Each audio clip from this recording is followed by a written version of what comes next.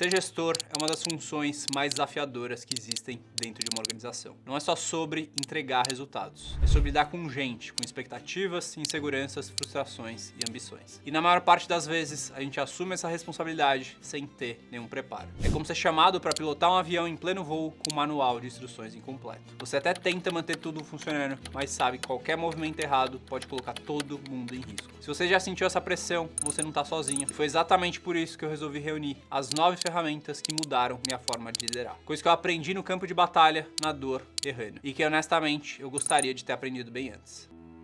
Algumas dessas ferramentas estão em alguns livros de administração. E eu não vou trazer um conhecimento simplesmente teórico. Eu vou te trazer o que eu apliquei na prática e que deu resultado nesses últimos 9 anos liderando uma empresa digital. Essas ferramentas vêm de quem está no front, liderando com times reais, em empresas reais, enfrentando problemas reais. Então fica comigo até o fim do vídeo, porque a última ferramenta é o divisor de águas entre o gestor comum e o líder que transforma.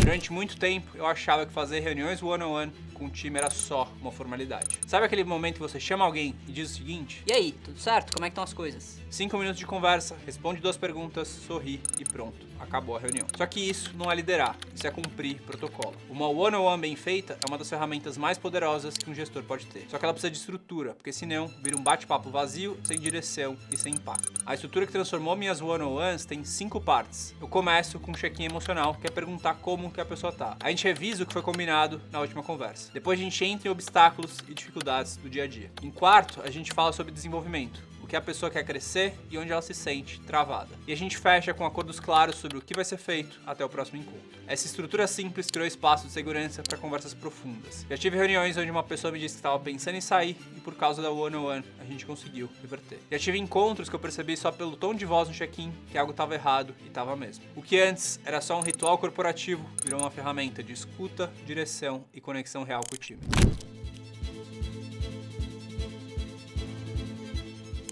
Dar o feedback, pra mim, sendo bem sincero, era uma fonte constante de desconforto. Principalmente com pessoas mais sensíveis ou quando o problema era delicado. E por muito tempo, eu simplesmente evitava dar o feedback. Eu esperava melhorar, deixava passar e adivinha, piorava ainda mais. Foi quando eu conheci o modelo SCI. Situação, comportamento, impacto. Uma estrutura simples, só que poderosa. Ela funciona assim. Você descreve a situação específica, o comportamento que você observou e, por fim, o impacto gerado. Deixa eu dar um exemplo. Qual foi a situação? Na apresentação de ontem, qual foi o comportamento? Você usou 15 minutos a mais do que o combinado, qual foi o impacto? Isso acabou comprometendo o tempo da próxima equipe. Simples, direto, sem julgamento. Eu não tô falando que a pessoa é uma idiota porque ela passou o tempo. Eu tô simplesmente falando o que aconteceu. E quando eu comecei a usar isso, a mudança foi visível. Os feedbacks deixaram de soar como bronca ou crítica pessoal e passaram a ser vistos como oportunidade de ajuste e evolução. Teve um caso específico com um liderado meu que estava com problemas de relacionamento com outra área. Com o modelo do SCI, a gente conseguiu conversar sobre isso com clareza. E não virou uma guerra de ego, virou um alinhamento construtivo. O feedback não precisa ser um campo de batalha. Com estrutura, ele acaba virando uma ponte.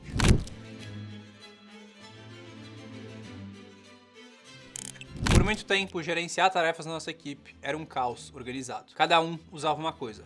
Grupo no WhatsApp, Trello, planilha, bloco de notas. E quando você perguntava o que cada um tá fazendo hoje, era como abrir uma caixa de surpresa. Até que a gente padronizou tudo no Monday. E aqui eu não tô falando só de organizar tarefas. Eu tô falando de orquestrar o time com clareza de execução, ritmo de entrega e antecipação de problemas. No nosso Monday, cada pessoa da equipe entra na segunda-feira e já sabe exatamente o que precisa ser entregue essa semana, quais são as prioridades por dia e onde o projeto como um todo tá travando. E o mais importante, o gerente de projetos acompanha em tempo real e não só vê o que tá andando, mas prevê o que pode travar na frente. Teve um caso que a gente tinha uma entrega importante para sexta-feira. Na terça de manhã, a responsável por design marcou uma tarefa como em risco no Monday com um simples comentário. Dependendo da aprovação do vídeo, até hoje. Isso acionou um alerta pro gerente de projetos. Ele viu, chamou o responsável pelo vídeo e resolveu o gargalo em menos de 1 hora. Entrega feita no prazo, sem correria, sem estresse. Antes, esse problema só apareceria na quinta-noite e aí já seria tarde demais. O Monday, no fim, virou mais do que uma ferramenta. Virou um sistema nervoso da operação. O lugar onde tudo vive, se movimenta e se conecta em tempo real. E antes de falar a quarta ferramenta, já deixa seu like, se inscreve no canal, assim meu conteúdo chega em cada vez mais pessoas.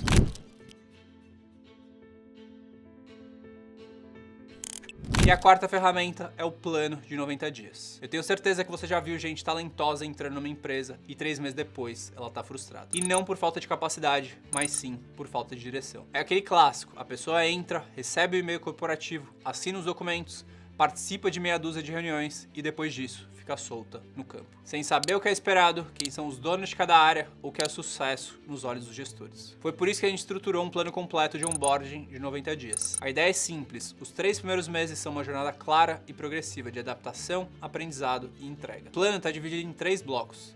No primeiro mês, você tem uma imersão.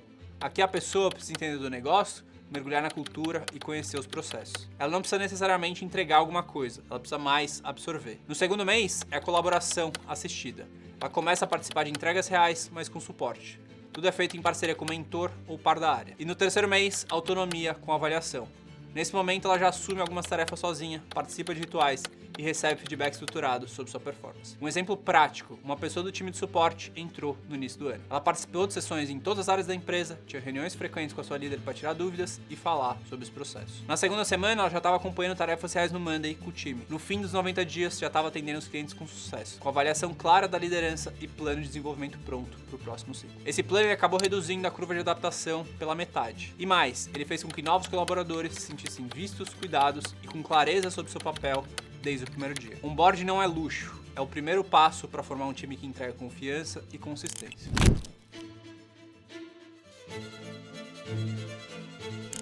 Você já teve aquela sensação de que seu time está sempre ocupado, mas não necessariamente produtivo? Reuniões aparecem do nada, decisões são tomadas no susto, prioridades mudam a cada 2 dias. Isso não é trabalho em equipe, isso é caos organizado. Eu só consegui sair desse ciclo quando eu criei uma rotina mínima de rituais semanais. Não é sobre burocratizar a sua empresa, é sobre criar um ritmo. Funciona assim: segunda-feira, 10h30, alinhamento da semana. Cada área responde 3 perguntas. O que a gente vai entregar, o que pode impedir, de quem a gente precisa. Quinta-feira, 10 da manhã, reunião com o time de vendas. O objetivo é simples: como estão nossas oportunidades, quem são os possíveis novos clientes. Sexta-feira, 16 horas, retrospectiva. O que funcionou, o que não funcionou, o que a gente vai ajustar. Só isso. 3 encontros rápidos com pauta clara. Você pode fazer tudo em menos de 1 hora por semana. Numa empresa que eu mentorei, só de implementar esse ritual, os atrasos e entregas caíram em 60%. Por quê? Porque ninguém mais era pego de surpresa. As decisões passaram a ser feitas na segunda ou na sexta tarde, quando já era tarde demais. Esses rituais criam previsibilidade, e previsibilidade é o primeiro passo para a confiança. Com o tempo, até o seu time começa a antecipar os problemas antes que eles explodam.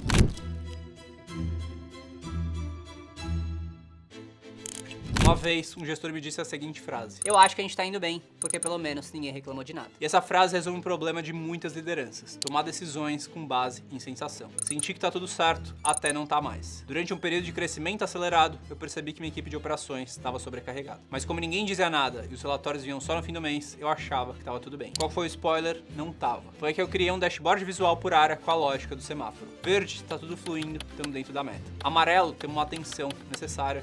E vermelho, problema crítico. Cada área da empresa, suporte, marketing, vendas, financeiro, tem de 3 a 5 indicadores-chave. E toda segunda-feira, antes da reunião de liderança, cada responsável atualiza suas coisas. Na primeira semana, o resultado foi chocante. A gente tinha 3 áreas com vários amarelos. E até aquele momento, ninguém tinha falado absolutamente nada. Esse painel, no fim, virou nossa bússola. Deixou de ser "eu acho que tá indo bem" pra ser exatamente o que precisa da minha atenção hoje. Mais do que números, o semáforo cria uma linguagem comum. Você olha pra planilha e já sabe: marketing tá amarelo, financeiro tá verde, suporte tá vermelho. Não precisa de discurso, não precisa de drama, só de ação.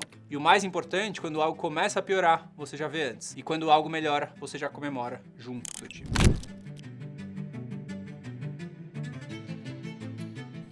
Durante muito tempo, eu olhava para desenvolvimento como algo que ia acontecer naturalmente. Se a pessoa quiser crescer, ela vai correr atrás. Só que esse pensamento é muito perigoso e até imaturo. Porque o talento que você não desenvolve, alguém pode acabar levando. E o pior, ele vai embora antes mesmo de você perceber que ele estava insatisfeito. Foi um momento tenso depois de perder 2 profissionais no mesmo trimestre que eu aprendi isso na prática. Ambos disseram a mesma coisa na entrevista de desligamento: Eu não consigo enxergar para onde crescer. Foi aí que a gente implementou o PDI, o Plano de Desenvolvimento Individual. Isso não é uma ficha genérica de RH, é uma conversa estruturada com cada pessoa da equipe. Ela começa com uma pergunta simples, mas poderosa: Onde você quer estar profissionalmente daqui a 12 meses? A partir disso, juntos a gente mapeia quais habilidades faltam para esse objetivo, o que ela pode fazer nos próximos 90 dias para se aproximar, como eu, como gestor, posso ajudar e em que momento a gente vai revisar esse plano. Quando o crescimento é planejado, ele vira motivação. E o colaborador entende que não está apenas cumprindo uma função, mas está em uma jornada.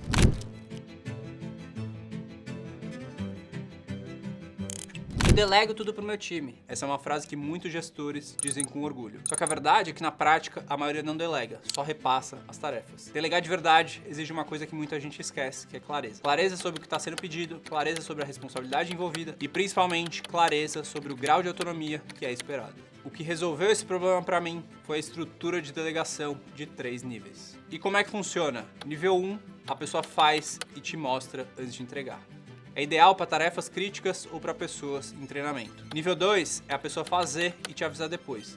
Ela mostra confiança, só que com acompanhamento leve. E nível 3, fazer com a pessoa achar melhor.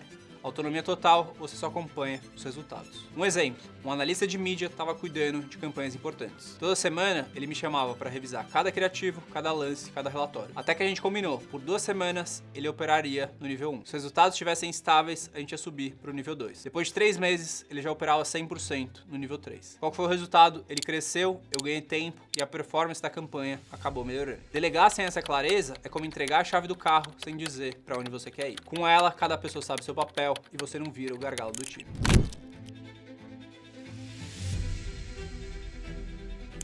A coisa mais fácil do mundo é criar uma meta bonita. A gente quer ser a maior empresa do setor. A gente vai triplicar de tamanho em 2 anos. Só que a pergunta real é a seguinte: Como isso se conecta com o que a gente tá fazendo hoje? foi numa imersão de planejamento que eu aprendi uma das lições mais importantes da minha vida como gestor. Toda decisão de hoje precisa conversar com o futuro da empresa. Para isso, você precisa pensar em 3 horizontes. Primeiro deles, o curto prazo, de 3 a 6 meses, execução. O que precisa ser entregue agora. Médio prazo, de 1 a 2 anos, consolidação, onde precisa ganhar eficiência, estrutura e marca. E longo prazo, de 3 a 5 anos, a visão, que empresa a gente quer ser. Um dos casos mais impactantes que eu vi foi uma empresa de educação que cresceu rápido demais. Eles estavam contratando, investindo, escalando, só que sem visão de longo prazo. Qual foi o resultado? 1 ano depois, teve crise. Desorganização, custo alto e moral baixo. Quando a gente reestruturou o planejamento com 3 horizontes, tudo mudou. O time entendeu que era a prioridade real, o crescimento passou a ter base e as decisões deixaram de ser impulsivas. Planejamento estratégico não é sobre fazer um PDF bonito. É sobre garantir que o que você está fazendo hoje faz sentido amanhã ou daqui a alguns anos. Essas 9 ferramentas me ajudaram a deixar de ser apenas um resolvedor de tarefas e me tornar um líder de verdade. E se você está nessa jornada, o que eu posso dizer é o seguinte: você não precisa reinventar a roda, mas você precisa parar de operar no piloto automático. Liderar exige intenção, exige método e exige coragem de encarar conversas difíceis, com você mesmo e com o seu time. Agora me conta aqui nos comentários qual dessas ferramentas você vai aplicar primeiro. Um abraço e até o próximo vídeo.